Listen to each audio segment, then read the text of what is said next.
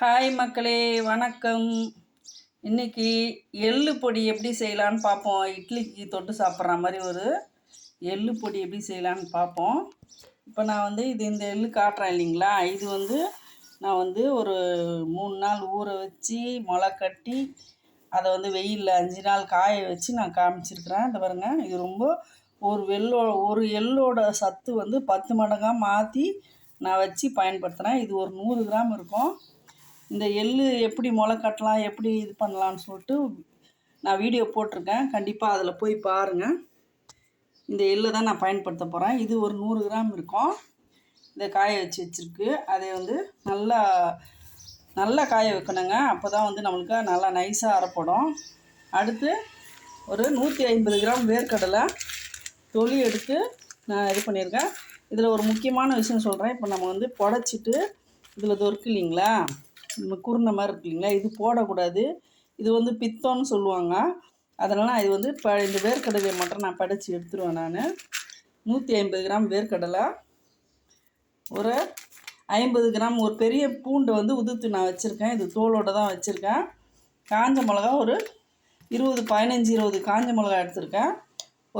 ஒரு டீஸ்பூன் பெருங்காயம், கருவேப்பிலை எவ்வளோ வேணாலும் போட்டுக்கலாங்க, கெடுதல் கிடையாது, நல்லது தான். நான் இவ்வளோ ஒரு 50 கிராம் அளவு கருவேப்பிலை எடுத்துருக்கேங்க. இவ்வளோ தான் இதுக்கு தேவையான பொருள். இப்போ எப்படி வறுக்கலான்றதை பார்ப்போம். முதல்ல பூண்டு போட்டுக்கலாங்க. பூண்டை நல்லா வறுத்துடலாம். ஏன்னா இது ஈரத்தன்மை அதிகன்றதுனால இதை நல்லா தோல்லாம் கருப்பாகிற அளவுக்கு வறுத்துடலாம். அப்போ தான் மேலே இருக்கிற தோல் தான் கருகும், உள்ளே பூண்டு கருகாது. நல்லா வறுத்துட்டு காட்டுறேன். பூண்டு ஒரு 75% வறுந்துடுச்சுங்க. இப்போ இது மேலேயே நம்ம அடுத்து காஞ்ச மிளகா போட்டுக்கலாம். இது வறுப்படும்போது அதுவும் சேர்ந்து வறுப்படும்.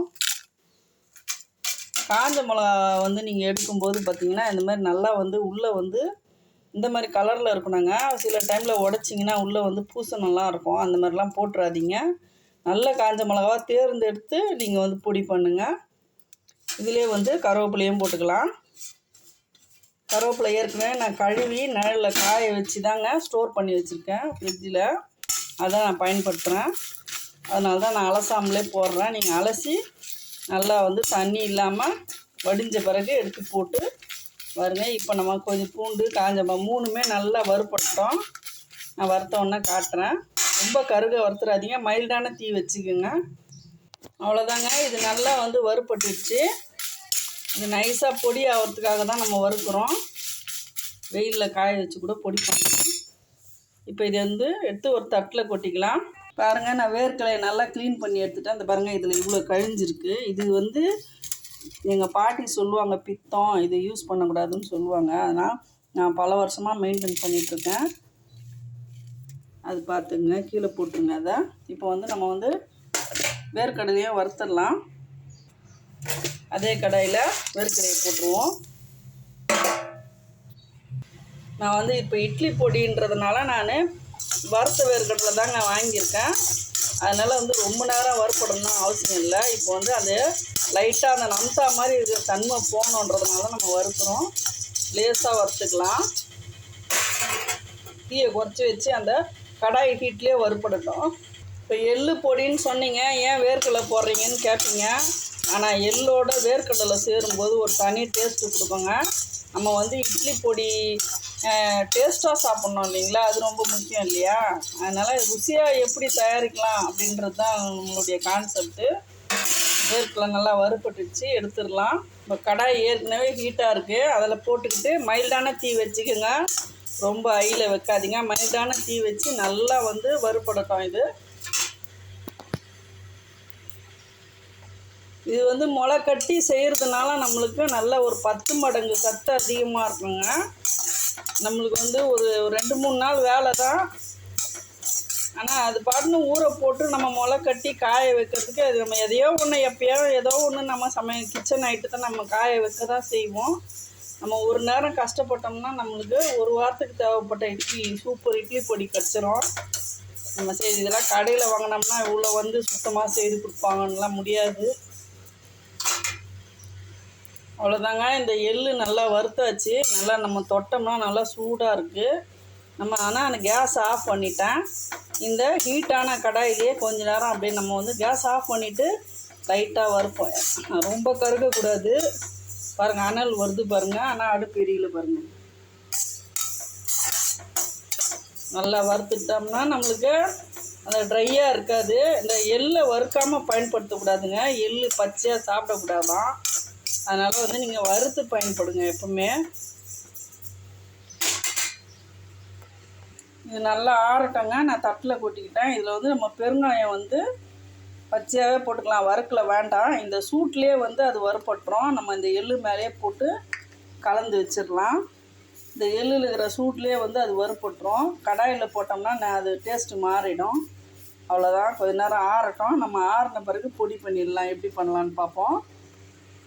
அவ்வளோதாங்க. இது நல்லா ஆறிடுச்சு. இப்போ இதில் நான் பூண்டு வந்து தோலோடு போட்டேன் இல்லைங்களா, இதெல்லாம் நான் உரித்து இந்த தொலியை எடுத்துட்டேன். இது வந்து நல்லா நைஸாக வரணும். அந்த தோல் எதுக்குன்னு சொல்லிட்டு நான் எடுத்துட்டேன். இதுதான் ஃபஸ்ட்டு நல்லா அரைப்படணும். அதனால் இதை ஃபஸ்ட்டு போட்டுக்கலாம். மொத்தம் இந்த எள், வேர்க்கடலை, இந்த கருவேப்பிலை இது எல்லாம் சேர்த்து 300 கிராம் வரும். இந்த 300 கிராமுக்கு 2 டீஸ்பூன் அளவு கல் உப்பு போட்டால் போதும், கரெக்டாக இருக்கும். இப்போ இந்த டீஸ்பூன் அளவுங்க. டீஸ்பூன்னா பெருசாக போட்டுறாதீங்க, இதுதான் கரெக்டான அளவு. இப்போ இந்த மாதிரி ஓரளவுக்கு நல்லா துருவுன மாதிரி அரைச்சாச்சுங்க. இப்போ அடுத்து எள்ளும் வேர்க்கடலையும் போட்டுக்கலாம். ஜார் வந்து ஈரமாக இல்லாத அளவுக்கு பார்த்துங்க, ஏன்னா நம்ம வந்து ஸ்டோர் பண்ண போகிறோம். அவ்வளோதாங்க, நல்லா அரைச்சாச்சுங்க. வேர்க்கடலை எள் ரெண்டுத்துலேயுமே எண்ணெய் தன்மை இருக்கிறதுனால இது அரைக்கும் போதே வந்து பாருங்கள் இப்படி இருக்கும். நம்மளுக்கு வந்து இப்படி பிடிச்சோம்னா இப்படி பிடிக்கிற அளவுக்கு இருக்கும். இதுதான் எள்ளும் வேர்க்கடலையோட தன்மை. ஆனால் வந்து சில பேர் தெரியாமல் இதில் வந்து ஆயிலெலாம் ஊற்றி சாப்பிடுவாங்க. நீங்கள் இது சாப்பாட்டில் போட்டு நீங்கள் பரட்டி சாப்பிட்டாலுமே ரொம்ப நல்லது உடம்புக்கு. அதே மாதிரி அரைச்ச உடனே வந்து டப்பாவில் போட்டு ஸ்டோர் பண்ணாதீங்க. கொஞ்சம் நேரம் இந்த மாதிரி தட்டில் கொட்டி ஃபேனில் கொஞ்சம் நேரம் ஆறின பிறகு அதுக்கப்புறம் நீங்கள் டப்பாவில் போட்டு ஸ்டோர் பண்ணுங்கள். அப்போ தான் வந்து உங்களுக்கு உதிரியாக இருக்கும். இல்லைன்னா இதில் எண்ணெய் தன்மை இருக்கிறதுனால அப்படியே கட்டி கட்டியாக இருக்கிற மாதிரி இருக்கும். அதை நீங்கள் பார்த்துக்குங்க. கண்டிப்பாக இந்த வீடியோ வந்து உங்களுக்கு ரொம்ப பயனுள்ள வீடியோவாக தான் இருக்கும். நான் சொன்ன பிரகாரம் அளவுகளோட கரெக்டாக நீங்கள் செய்யுங்க. டேஸ்ட்டு சூப்பராக இருக்குங்க. அதுக்கப்புறம் எள்ளு பொடியை மட்டும் செய்து சாப்பிடுவீங்க. இதை வந்து நம்ம வந்து கொஞ்சமாக தண்ணி ஊற்றி கலக்கி சட்னி மாதிரி பண்ணி கூட சாப்பிட்லாங்க, நல்லாயிருக்கும். இந்த வீடியோ பிடிச்சிருந்தா லைக் பண்ணுங்கள், ஷேர் பண்ணுங்கள், சப்ஸ்கிரைப் பண்ண மறக்காதீங்க. தேங்க்யூ மக்களே.